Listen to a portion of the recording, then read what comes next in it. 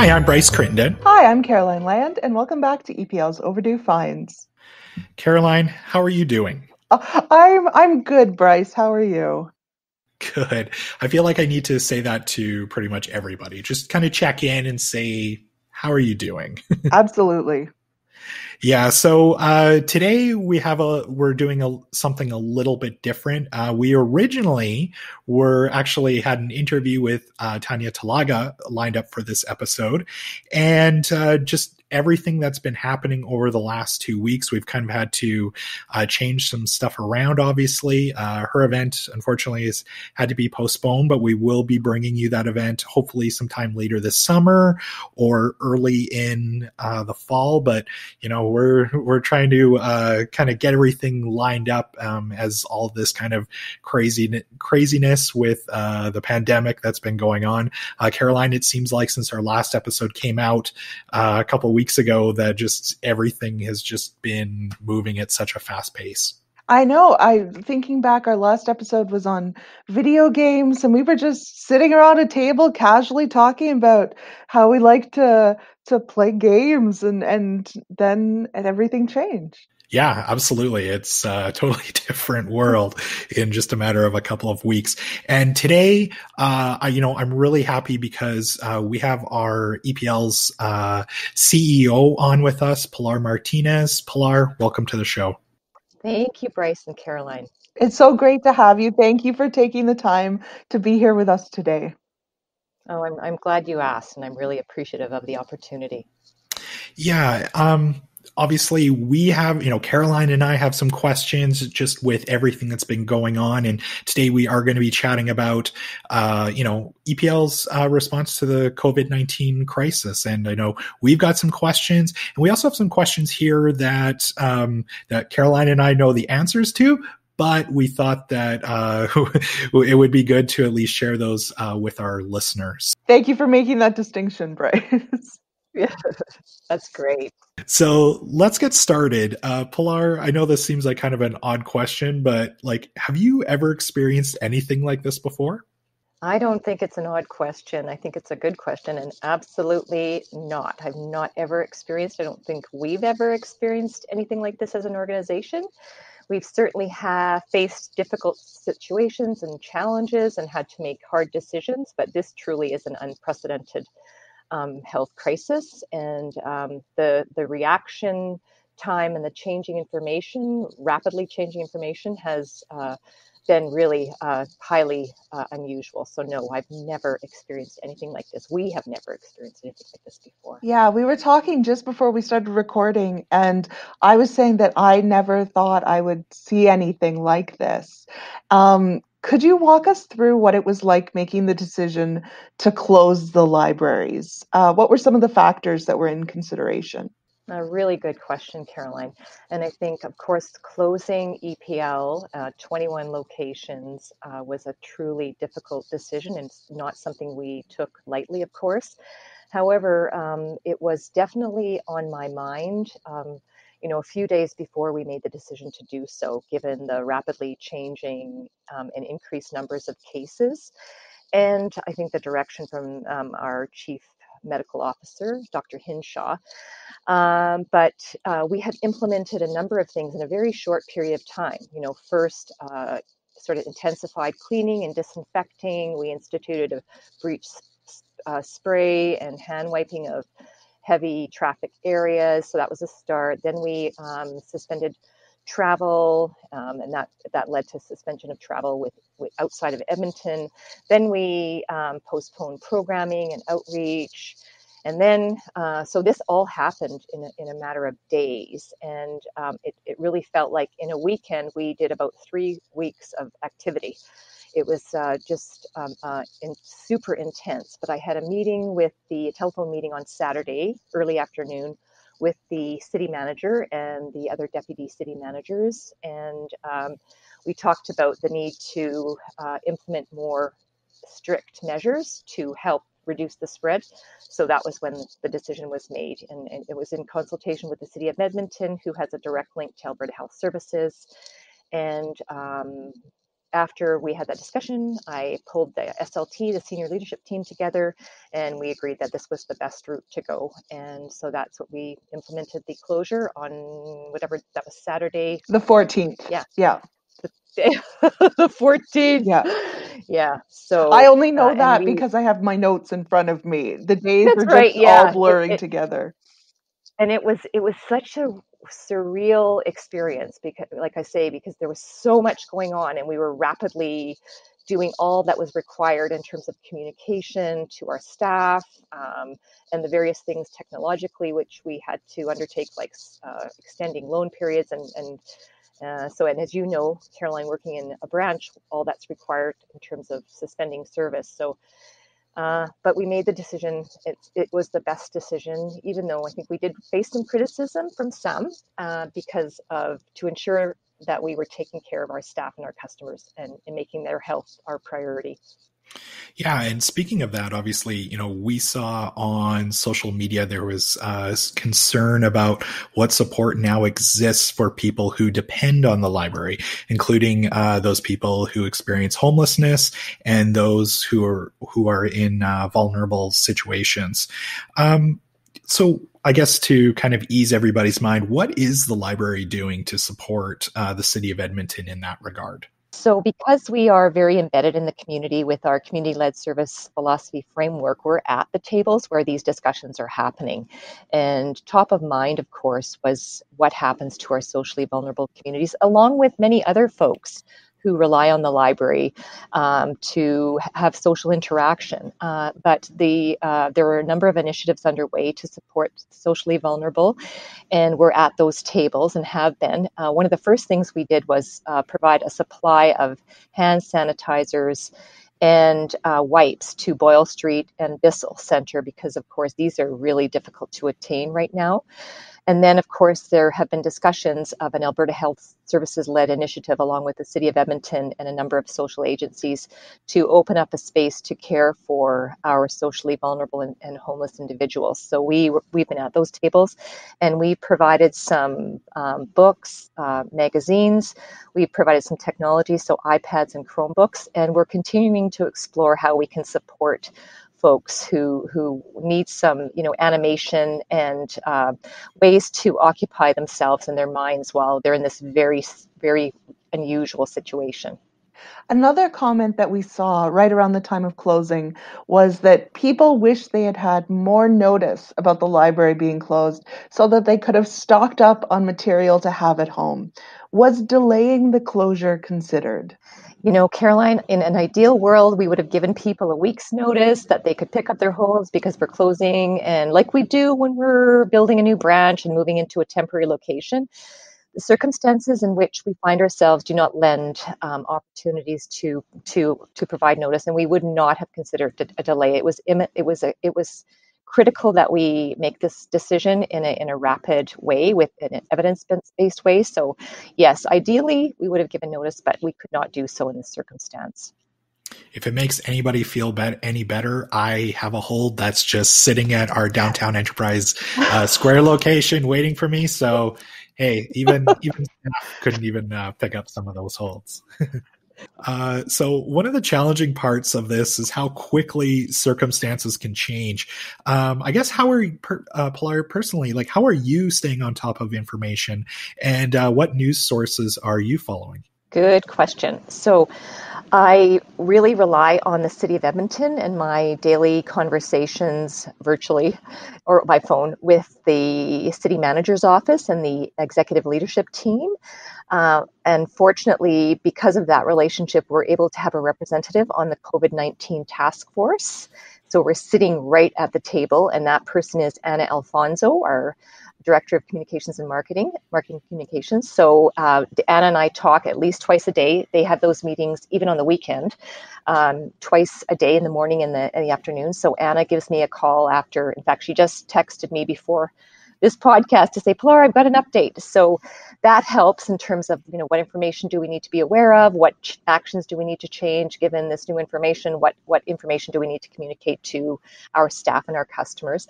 I'm also a Dr. Hinshaw fangirl. I think she's got a think she's doing such an amazing job. So I watch her 3:30 p.m. updates religiously. There's a few email subscriptions I have. There's a COVID-19 daily update that I watch and follow. And of course, I'm watching the Edmonton Journal and all our local news stations as well. Speaking of Dr. Hinshaw, I think it's safe to assume that maybe we should definitely, once everything's all cleared up, we definitely need to try and bring her in for a Forward Thinking Speaker Series event. I think so, and present her with a gold EPL library card, because she's she's been amazing. Yeah, I would love to hear from her. Yeah, calm and true leader. Mm-hmm. So outside of work, what steps are you taking to implement social distancing? Another good question. So really being a role model here, I hope, a model COVID-19 citizen, Edmonton citizen, and I'm going to call it physical distancing. And so I am still coming into work. We are in about 240,000 square foot building, and there's probably maybe 10 of us. So we have lots of room to physically distance. But basically I go from here to back to home, and with my family, of course. My kids are both home from university now that classes have been transferred to online.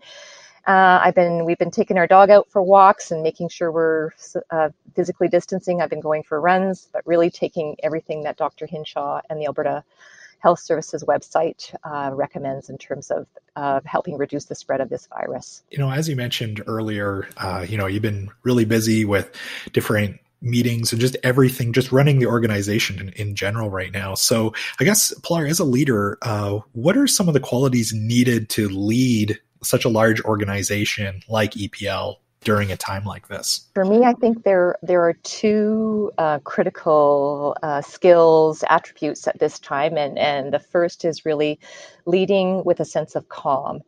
And that includes being able to make decisions quickly in a calm and evidence-based way, being calm in communicating with people involved and our staff and our customers. So that sets the tone, I think, hopefully, for the organization. And the second is resiliency. And I think it's physical resiliency. There's been, long hours, late nights, early mornings. Emotional resiliency. This is really difficult, I think, to see us in this situation that we've never been in, where our staff are in situations that are uncertain in terms of their future and how long are we going to be closed. And I think those are things that I think I have a sort of positive, I think, attitude around this, which helps with being resilient. And also looking for the good things that are coming out of this. I mean, I think we're seeing that we can actually work well remotely, and it's really exciting. We're taking advantage of our team Microsoft Office module, I think that's an unintended consequence that perhaps if we had implemented in a more traditional way might not have been sort of embraced as well as it is now. So those are, I think those are two things that I think are critical in these times. Yeah, when you mentioned with everybody working remotely, we should mention that we're all in different locations today. Yeah, make that clear. We're not jammed. We're not jammed into a sound booth. We want that clear. We're not. That's right. So during a difficult time like this, communication is so important. What are you doing to ensure that there's an open dialogue between staff and the leadership at EPL? Another good question. And Caroline, I think you nailed it. Communication is number one. And I think we've taken that very seriously. And we've provided updates at least daily, if not more frequently. So to every staff member from myself, our website is constantly being updated. It's the changes that are being made in terms of measures or practices, whether that's how you would deal with a staff member who may have symptoms or have a cold, or how we deal with somebody who has to self-isolate, or how we're working remotely. All of those things require constant communication. I think we're using that Teams module. The managers are using those. We've had 2 manager meetings via Skype, And so really working hard at making sure everybody is in the loop. And there's opportunity to ask questions via the, I think it's COVID-19 at EPL.ca. I forget what it's called. There's a email that staff can email directly. I've also received a number of emails from staff directly, and I have to say, more than I've ever received, overwhelmingly positive about how grateful people are for the level of communication, the transparency, and how supported they feel that we are making their health and safety a number one priority. So I think that's good feedback to demonstrate that we're on the right track. Yeah, absolutely. So this is one of those questions I kind of mentioned at the beginning where Caroline and I know the answer to this, but I think it's important to kind of share with our listeners. So can you share with everyone really like all the work that our staff have been doing behind the scenes and, really from home? I think people might be surprised to know how much is happening behind the scenes and how much work it takes and effort and contribution it takes to, facilitate some of the measures that we've implemented. And just to keep the library still running, we're still providing services virtually, of course, and I know we'll get to that. But technology services, they've recalled and redeployed about 100 laptops. So that means they've had to look at everyone, make sure it has the correct software, develop some quick training guides so people know how to access some of the virtual tools. So that's one thing, and of course they're keeping the operation running. Finance, there's things that they have to do in terms of continuing to pay bills. We're getting ready for the 2021 budget process to ensure that we're in good shape in terms of treasury. Marketing communications.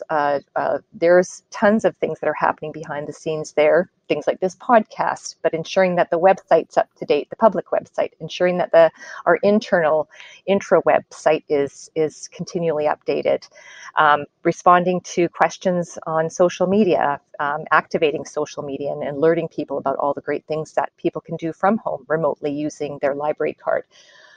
Procurement, there's things that we're continuing to purchase. We have obviously some contracts it gives us the opportunity to. We're doing some inventory work. So now that we have the opportunity with some branch closures. Facilities, the Milner project continues. We've got construction folks on site, so they're still overseeing those kinds of projects. And now that branches have no customers, there's some things that we can do in terms of rehab and renewal, carpet replacement and painting and those kinds of things. And we'll take advantage of this time where we can get in there and quickly do some things that we might not otherwise be able to do as efficiently. Trying to think who else. Who else do we have? Public services staff. I mean, that's the bulk of staff. And I think there's been tremendous effort there in terms of developing ideas on how we can serve our customers from remotely, and some program plans. We've been doing, online story times with Hemi the dog, Mary Jane's dog. So some really cool ideas, some curating lists to help people navigate the tremendous amount of content that we have. And I think that will continue. And all behind the scenes in terms of dealing with materials that continue to be returned, and developing schedules, and even thinking about planning for reopening. What do we need to consider? What needs to be top of mind, and how can we be ready for the day that we reopen? So those are just some examples of the tremendous work that's going on behind the scenes. Obviously there's Milner still going on, and you really don't think of all the kind of even the day-to-day stuff, like you said, like, the carpets in this one branch need to be replaced. This is the perfect time to do it, or painting, or any of that other maintenance. Yeah, exactly. Is there anything that you would like to emphasize for Edmontonians about EPL's response to COVID-19? I think that we are really about the community, and the reason that we closed our physical service points was to take care of each other and honor and abide by the situation that we're in to reduce the spread of this virus, but also that we are here. We're here.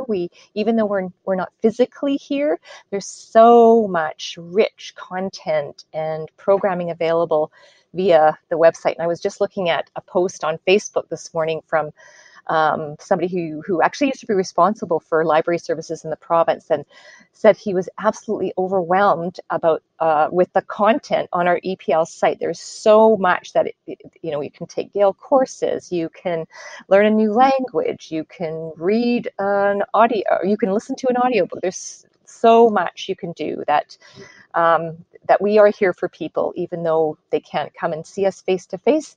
You can come and visit us virtually, and we're here for you. You can still ask questions via various electronic means. So don't forget about us. We're here for you. I take my turn with answering those questions online. So if you want to know what your PIN is or are having any trouble accessing those things, head on over and you might be talking with me. Right. Or you don't have a library card, we can sign you up online.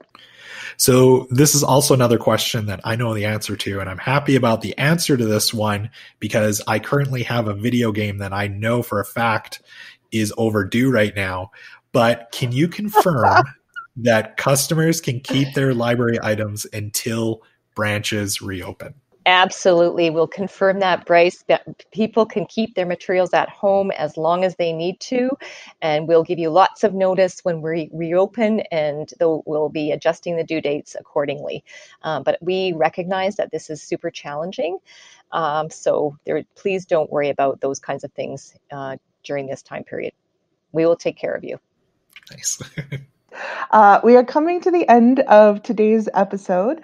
Bryce, before we get to our roundtable questions, can you let everyone know what we'll be chatting about on our next episode, which will be available on Friday, April 10th? Yeah, so earlier in today's episode, Pilar mentioned our EPL from home program and some of the great resources that listeners can access from home. So on our next episode, we're actually going to be going into a little bit more detail about some of those services, like I just mentioned, like Canopy and Overdrive with collections librarian Bethany Arsenault. So we'll share some of our picks for some of our favorite titles that you can access from home. And Caroline, I've got a long list already of movies and stuff from a wide variety of some of those resources. So I can't wait to share those with everyone. Absolutely. I have a list as well, and I've been holding off on telling you what they are because I know your reaction will be, you haven't seen that yet, but now I can tell you that I have seen it. Sometimes I feel like that we should just change the name of our podcast to "You haven't seen that yet." So our first roundtable question, and this is a question that I have been asking everyone in my personal life off the podcast. Do you have a particular song that you sing in your head or out loud while washing your hands? I love that question, Caroline. And, I started with Happy Birthday, but I thought I'd better change it up a bit. And so I really love Kind and Generous. It's a Natalie Merchant song. So I've been humming to that tune lately. Yeah. It's just to be thankful for people's generosity. And yeah. Caroline, my song, and I was actually doing this before the whole pandemic thing started, mostly because the program that Cheryl's taking in school right now, so she works in like a medical laboratory, and I think she was critiquing how terribly I was washing my hands before. So she let me know that you should be singing Happy Birthday twice, actually, when you wash your hands. So yep. That's what I've been doing. Happy Birthday twice. How about you? Before I answer, did you just say that you were a hand washing like hipster in that you were doing it before it was cool? Yeah, I guess I am. Yeah, like a totally. Trendsetter. I was doing that before everybody was washing their hands. Yeah, well, a shout out to Cheryl on that because she's got some good tips there. But mine, there were so many when this was all first starting. There were so many memes, and you could create your own hand washing guide. And I was thinking, oh, this is so great! I'm going to sing so many songs. The only one I can consistently remember when I go to wash my hands is "Barbie Girl" by Aqua. So that's what I'm singing in my head. And my favorite part was when I was still at the branch and I was washing my hands in our staff washroom. I had it down so that I knew exactly where the automatic faucet would turn off. So I knew exactly when to stop, pause, and then get it going again. Nice. Admit it, there's probably a few times where you just want to sing that song and you just go wash your hands for absolutely no reason, right? Absolutely. You look up and it's like, I've been washing my hands for 4 minutes. This is got carried away. So Pilar, of course, we ask this of all of our guests who come on the show. I know you've mentioned this already, and I know you've been extremely busy, but has there been anything that you've been reading or watching lately that you can recommend to our listeners? What I've been, I'll pick the what I've been watching. So I watched last weekend Jojo Rabbit, which I thought was fabulous. I love that. And I've been catching up on Ozark on Netflix because I like Jason Bateman. And also the season 3 comes out on Friday. So I thought, well, this could be something I can occupy myself with on the weekend. Nice. Caroline, I think this is like maybe the second time in 3 episodes that there's been some Jason Bateman love confessed. Oh, is that right? I was just thinking that. Yeah.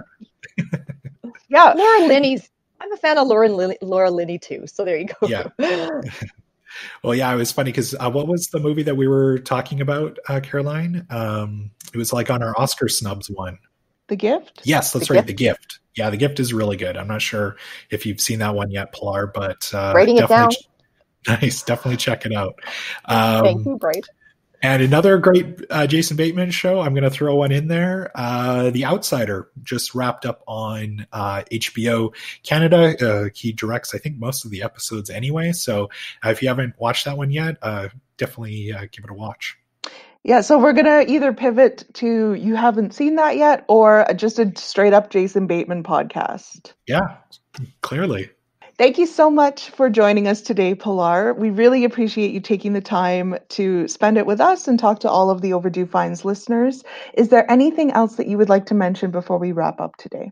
I would like to thank you both. This has been a delight, and I'm really grateful for the opportunity to share. And I hope that everyone takes care of themselves, physically distances, and we can do this together, beat this virus. So, absolutely.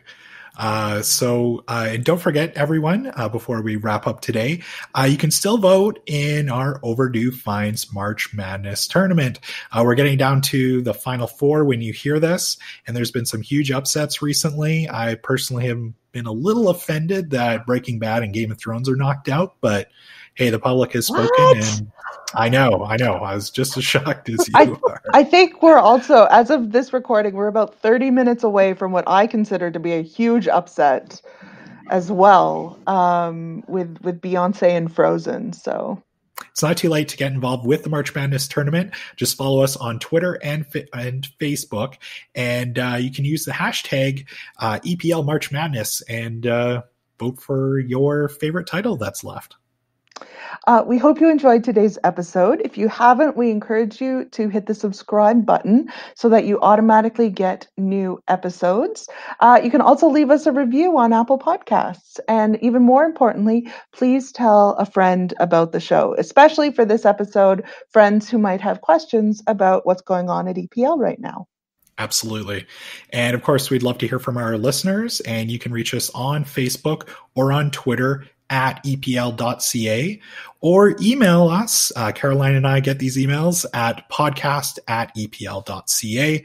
We should also mention too, just with everything that's been going on through this pandemic, that a daily text message program has been initiated through Alberta Health Services. Albertans can receive a daily text message of support and encouragement to help people through these day-to-day challenges of physical distancing and living under COVID-19. So Albertans can subscribe by texting, and this is all one word, COVID-19, that's the number, HOPE, to 393939. Thank you for listening, and we'll see you next time.